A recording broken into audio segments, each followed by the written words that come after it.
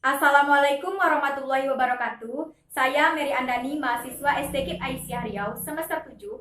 Baiklah, kali ini saya akan mempresentasikan sebuah makalah yang telah saya sajikan dalam bentuk PowerPoint dengan judul Peran Orang Tua dalam Pembelajaran Daring di PAUD selama COVID-19.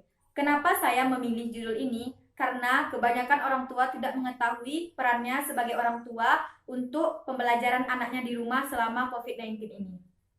Paling penting kita ketahui adalah apa saja peran-peran bagi orang tua selama pembelajaran COVID di rumah bagi anak-anaknya. Itu ada 13 peran. Yang pertama adalah menjaga dan memastikan anak untuk menerapkan hidup bersih dan sehat. Nah, bagaimana anak itu di rumah walaupun tidak sekolah, ia tetap melakukan kesehatan tubuhnya, terutama mandi, dan juga bagaimana untuk mereka selalu mencuci tangannya agar terhindar dari COVID-19. Yang kedua, mendampingi anak dalam mengerjakan tugas sekolah, yaitu ketika anak itu pembelajaran daring, orang tua itu berkewajiban untuk membantu anaknya, membimbing anaknya supaya anaknya tidak kebingungan akibat belajarnya sendiri. Yang ketiga, melakukan kegiatan bersama selama di rumah. Nah, melakukan kegiatan bersama selama di rumah ini bisa saja itu melakukan permainan yang dilakukan bersama dengan ayah dan ibunya di rumah. Yang keempat, menciptakan lingkungan yang nyaman untuk anak. Nah, kadang kan kita ada orang tua yang anak itu bilang kalau lebih enak lagi di sekolahnya itu di sekolah gitu daripada di rumah. Nah, ternyata di situ anak-anak itu tidak nyaman di rumah karena sering kena marah karena kena marah sama orang tuanya di rumah. Nah, justru di sini kita sebagai orang tua berperan untuk bagaimana anak itu merasakan kenyamanan di rumah. Yang lima itu menjalin komunikasi yang intens dengan anak. Nah, kita walaupun anak itu tidak sekolah tetap melakukan komunikasi, bertanya apakah ada tugas di sekolah, apakah apa yang harus dikerjakan oleh anak selama di rumah. Yang keenam, bermain bersama anak. Dan yang ketujuh, menjadi role model bagi anaknya. Nah, bermain bersama anak yaitu bagaimana kita saling mengkomunikasikan hal tersebut dengan cara bermain bersama-sama ataupun belajar dengan membimbing anak tersebut. Baiklah, kelanjutannya adalah nomor 8, memberikan pengawasan kepada anggota keluarga. Nah, itu sangat berhubungan sekali dengan yang sebelumnya, bahwa bagaimana kita menciptakan suasana yang nyaman dan aman untuk anak di rumah. Yang kesembilan, menafkahi dan memenuhi kebutuhan keluarga, terutama ketika anak itu diberikan tugas secara daring ataupun secara online. Pastinya anak tersebut membutuhkan sarana dan prasarana. Oleh sebab itu, peran orang tua salah satunya adalah menafkahi ataupun memenuhi kebutuhan anak tersebut. Dan yang ke-10, membimbing dan memberi motivasi kepada anak.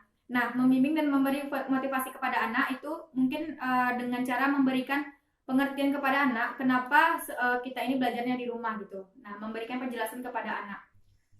Dan anak tersebut tidak bingung kenapa dia hanya belajar di rumah saja.